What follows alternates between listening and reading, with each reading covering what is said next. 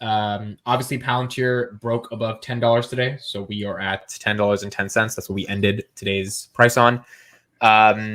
It's a little weird from my perspective to see this green. Are we live already? We're live. We're live. Okay. I'm just Not sure if I expected it, but I want to ask some of the panelists here on what are their thoughts, what's going on in the macro. So let's start off with you, Chris. Is this a mean bull trap, obvious bull trap, or you think there's some life here? It kind of depends on the numbers, to be honest with you. I think so many people were bearish over the last month because of all the high oil prices, all the inflation, everything. So it kind of went a little bit too far. I mean, believe it or not, it was actually necessary, but some of it was a little too far. And because of that, a lot of things were already priced in. So what happened is, especially if you look at like the NASDAQ, because right now everyone is doing index investing for the most part. You know, the very few people are actually like still individually picking stock names. The market has completely shifted to index investing. So one of the things that I started to notice was when you looked at pretty much a lot of the growth names in the NASDAQ, the ones that were unprofitable are down 70, 80, even 90%. So they're waiting in terms of, you know, the ETFs that are out there that are market weighted. They've been substantially diminished. So you've had a kind of a sell-off in some of the bigger names too, like the Googles, the Amazons, the Microsofts, who have a ton of cash and they're cash producing business. So at this point, the question is, what are they going to do with that cash? If they hold on to it in their treasury, it's just going to get burned away, right? Like basically inflation is going to eat it away. And if they buy short-term treasuries are not going to give enough of a yield to compensate for that additional for that CPI change. So it could be revealing that maybe some are instituting buyback plans. I know Apple has a huge stock buyback plan, and because of that, because of the decrease in share price, they'll be able to kind of get even better pricing on their share buyback. So essentially, all the companies that are super profitable are retaining their market value, and as the macro is kind of leaning towards a little bit of a recovery, I think a lot of people are starting to kind of get in a little bit back into growth name tech that is cash flow positive.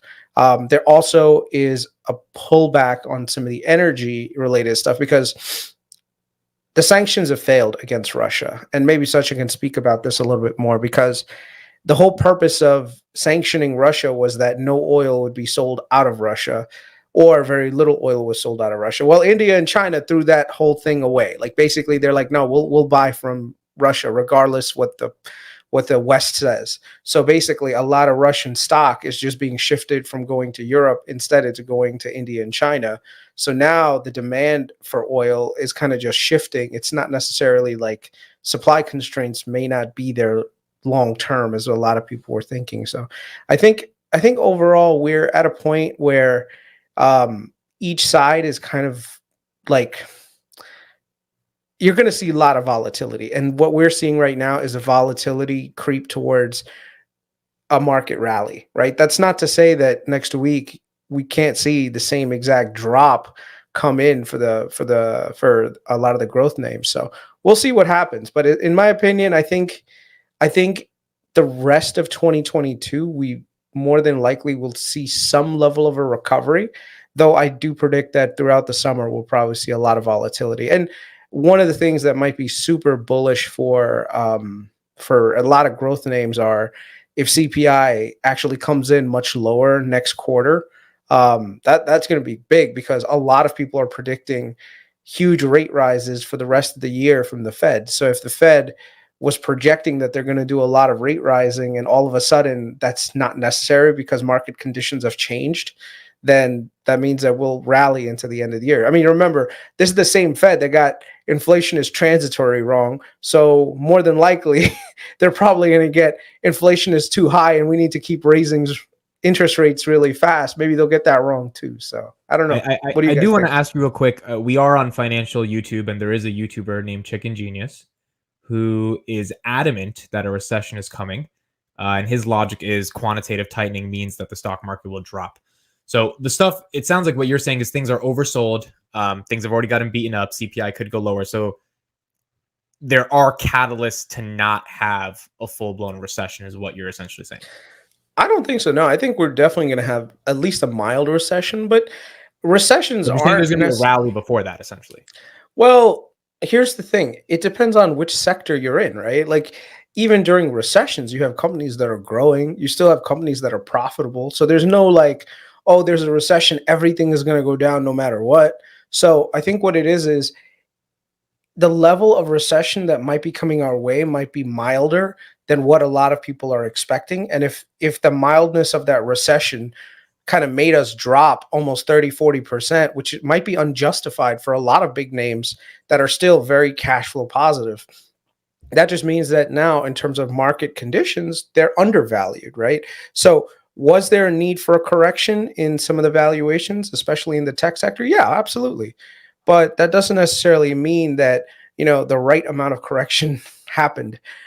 Sometimes what you'll see is a lot of overcorrections, and I think a lot of people right now, especially the hedge funds, they're looking at companies, especially like Palantir, who've gotten beat down so much, even though their businesses are still growing. They have tremendous amounts of cash flow that's still being generated. And regardless whether or not there's a recession, Palantir is going to be able to grow its business. If you think about it, that's what they've been professing this entire time. A lot of their revenues is coming from the government, which technically is recession proof, right?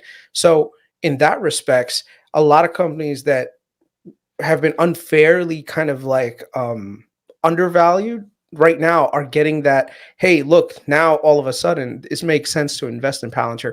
I mean, think about it. Even the people who are really bearish against Palantir right now are probably, flipping the script a little bit and saying, wait, I didn't think that Palantir was going to be at $7. I better get in right now while they're still growing, so it just makes more sense.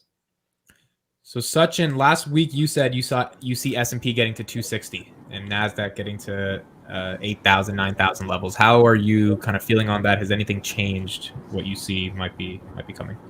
No, I mean, in my view, nothing has changed from that part. I think we discussed it. So I think let's divide this section like answer in four parts. The first part that we already saw that there was a divergence in the high growth versus the indexes. Okay, which is telling that the bottoming of stocks in high growth will happen long before the indexes will bottom. Okay, what we see, like if the indexes start to sell off, we might see a outflow coming out of indexes going into stocks which are like Palantir, Snowflake, things like that. Okay, that is one part. The second part is we are seeing that commodities and the key currency pairs, they are cracking, which are a sign of kind of a bit of zippiness in the market. Now this time it's a bit different in a way, because a lot of time, like what happened in 2008 and 9 and what was happening in 2000, at that particular time the interest rates were being reduced. We know this time interest rates are going to increase, which means bankers have better chance to make money, so they can hold it for life. There is no reason to change the tide for them. And we all know that how much lobbying power banks have over feds and government to change the policy. So this time they should not be executing that. That is the second part. The third part is like we expect like all commodities to break. Now the oil is in a quite different situation. On one hand, oil should crack because there is a slowing in the economy and next recession is expected. On the other side, there is so much volatility. So when you see like recession fear for oil, it's a low frequency event. When you see the geopolitical volatility that is inducing crisis in oil, that's a high frequency event. Okay, so there is a likelihood that oil hold its level above $100 for a while before it eventually cracks. But before that, someone still has to sort things out in terms of supply, which is not being done. The last but not the least part is that we have been in this era of heavy passive investing. Now, passive investing, if you see, it is a volume weighted concept of your index. So what happens if more money goes into an index? A lot of what this portion is actually going to the companies which have higher market cap. So there is a divergence in terms of how companies are valued. So for example, if more money has gone towards a FANG stock, okay, when the selling starts, that means more money will outflow from these stocks also. So the cracking in the higher portion of the indexes is likely going to be higher in the coming day. When I see Palantir, I think people can have their own views, like how they view the companies. But when I'm seeing all the key metrics at which you value a company, I mean, Snowflake is almost 3 to 4 times costly on every metric. Now, that's a question people have to ask for themselves. Okay, that I mean, it's a wonderful company. I mean, it's just a leader in what it does, but that kind of valuation will require almost 2 to 3 times of faster revenue growth also in terms of Palantir. Okay, if it maintains, I think that kind of valuation is justified. When you compare companies like Datadog and everything, and what Palantir is doing recently, I mean, to me, Palantir is extremely cheap on several of these metrics. Back to you guys. You're mute, Amit. Sorry about that. So I guess the weird thing here is the nature of this rally. I mean, like, there's not really any catalyst that has happened that has fundamentally changed the potential fear that the market should have about a recession. JP Morgan still has the S&P going to 3,400.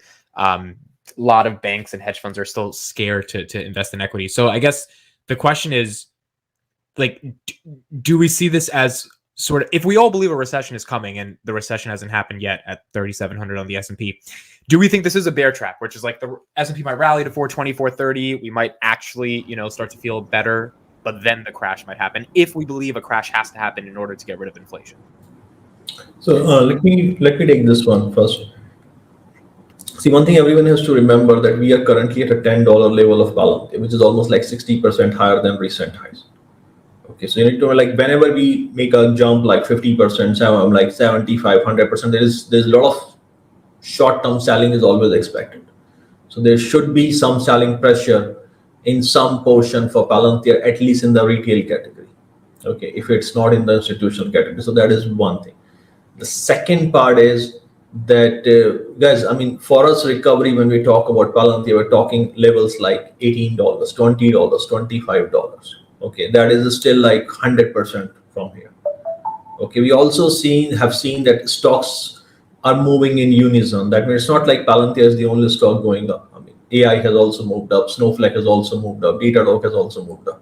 So if we are saying that Palantir has to recover from here to 25, that means market itself has to recover at least in this peer category by 100%. We are not in that kind of macro. What will change despite recession that these stocks can prevail?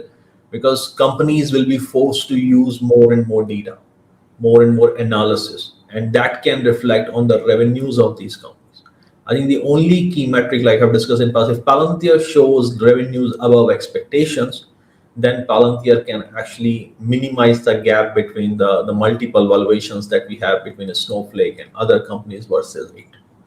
Okay, so are we there yet? No, we are not there yet. I mean, both from market point of view, and revenues will only know when the earnings are released. So Yes. I would expect some sell-off. Okay, I do not expect like I mean, I would expect it can revisit if possible at some point the levels of 6 to 7, maybe even lower if there is a very panic-based crack in the market. We have seen like how it happens.